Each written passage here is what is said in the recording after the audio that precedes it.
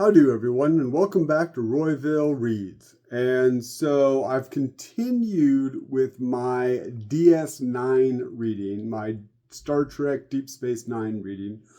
I read the second volume of the Avatar duology, and I don't know if it is up here now. I don't see it. But that being said, the first book looks like this, and it's called Avatar Book 1. The second book, the mass paperback, looks like this, and it is called Avatar Book 2. This is actually a compilation I have. The only mass market I have, and you know how much I like my mass markets, the only mass market I have of these books that are in here is the Avatar Book 1. This is a compilation of the relaunch books for Deep Space Nine. It has Avatar Book 1 in here, Avatar Book 2, Abyss, and Demons of Air and Darkness, and then a short story called Horn and Ivory. I've read the first two books here, and I'll talk about kind of the conclusion, the second book in Avatar. So the second book of Avatar is once again written by S.D. Perry, and I really like her writing. This one though, I liked the first one. I liked the setup a lot more than I liked the conclusion. It's not a bad book, and let's go through it a little. So I think at the beginning of the book, now I've read a couple books between me finishing that one and this video, so hopefully I'll get everything right. But I think at the beginning of this book, we have Jake Sisko going into the wormhole. Something crazy happens. There's a disruption. He kind of gets knocked out, right?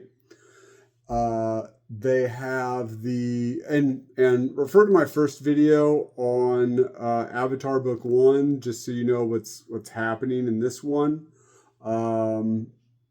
So then they have now, so that's what was happening with Jake.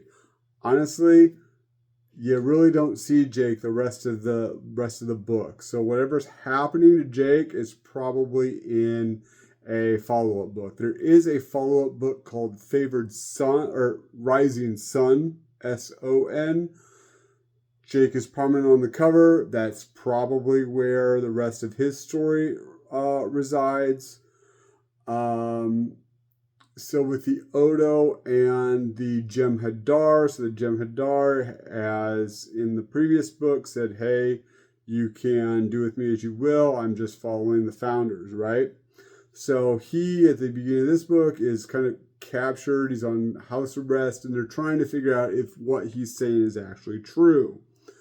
Bashir is going and giving him injections of his Ketracel White, so he doesn't, or no, not injections, but he's basically going and monitoring him. Ezri Dax is doing her counselor thing and figuring out, trying to figure out if he's lying or not. We have Nog, who, because of the loss of his leg, is very upset that this Jem'Hadar is on there and on the station, and why doesn't everybody know that this is a horrible idea? The Jem'Hadar cannot be trusted. And then he goes to have a fun. I really like the scene with him and Vic, the holographic singer in the bar. I really liked that scene. I always like Vic Fontaine in the TV show, and they do a good job, or S.D. Perry does a good job using him in these books. So there's that. We have the Kira and Ro, the murder of the Vedic, and trying to figure out what's happening with that. There's this apocryphal prophecy that if released could destroy the foundation of Bajoran religion. So that's a big thing in this one. In the latter part of that. There's the new character with Shar and the Andorian, who hopefully they do a lot more with him, so he can be one of my favorites because I really like Andorians. But so they're doing a little bit about with him, just kind of more being Nog's friend and kind of being a very support character to what else is going on, right? And then the last main kind of big characters, Quark, is kind of there, but he's starting to really fixate on Ro Lauren and wants to have her touch his lobes. Don't ask. And then there is Elias Vaughn, the commander, the second in command, kind of the Kira's position when Benjamin Sisko was in charge of the station, and kind of him learning about the station, learning about the various people. So that's how this is kind of set up and what's going on. So during the course of it, we find out that the Jem'Hadar is not actually here for the founders. He's here to destroy the station. He almost kills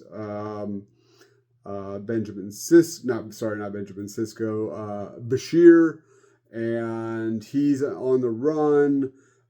He gets down to the reactor core, does something with that, while Elias Vaughn and Ro and Kira are hunting him. Come to find out that there was two Jem'Hadar, and the good one, there is still a good one called Tyranitar. I don't know. He's a very interesting and fun character. However, I really hated having to say his name a lot. Tyranitar. It just makes me... He's a big dinosaur, or a small dinosaur, because he's a humanoid character. It's Taran''Atar. So to me, it's pronounced Tyranitar. I don't know. Yeah, so there's that. Then so they're trying to stop him. They eventually stop him, and then we try to figure out what Tyranitar's actual place on DS9 will be. They continue with the plot of whether Bashir and Ezri Dax are going to stay together, and what's going on with Ezri Dax. Ezri Dax has this kind of this vision of how she wants to change her life. She still wants to be with Bashir, but she doesn't want to be a counselor anymore. So that's a big thing that I know from reading some later novels for the next gen in the Destiny trilogy, that she definitely changes her direction in Starfleet. She doesn't leave Starfleet, but she definitely changes her direction. Then there's Kira. Kira decides that this prophecy must be given to the people because the people are smart and they will decide. Obviously, she's, in my opinion, one person is smart, a mob is not so much. But she trusts in the Bajorans, she releases it, and the world doesn't end. There are some things that happen, and Bajor, her home world, there will be some differences now. But yeah, and because of that, the Vedic Council has to have a scapegoat, so they excommunicate her. They call her a tainted, I think it's called. She is now a tainted, and she can't worship with any other Bajoran. She can't outwardly do anything with the religion. she has to do it all like private, you know, if she's supposed to not, but you know, she's gonna do it anyway. But she can't like talk to any people about the religion and stuff like that. And there's some interesting scenes with some of the Bajorans on the station still, because she doesn't lose her position as head of DS9. So there's some cool interactions with various Bajorans who have various views on religion and secularism. So that was kind of cool. There's also the last big part of this is, since the station was attacked, they have to figure out, is the Dominion back? Are they going to attack? So there's this big task force led by the Enterprise and various Starfleet ships, and then you have Klingon vessels and Romulan vessels. This big task force. Are we going to go in? Are we going to go through the wormhole and basically take it to them, take them to task? That was really cool for me because I'm a big starship or spaceship nerd, and getting that fleet together. And then that part of the book just kind of fizzled out because they were able to solve it without them going through. So that kind of really fell flat for me. It's like, why are you taking all of this real estate for this task force and these meetings? And when at the end of it, they're like, okay, well, we're good. You guys can all leave now. Have fun. Thanks for stopping by, having your meetings. So that kind of fell flat for me. But at the end of this book, at the end of actually the duology, Avatar Book 1, Avatar Book 2, at the end of that story, I think that S.D. Perry really does a great job of bridging that gap from the last episode of DS9 to where these characters are now and how we are going to push them into the future. I really think she did a great job of setting up the relaunch of DS9.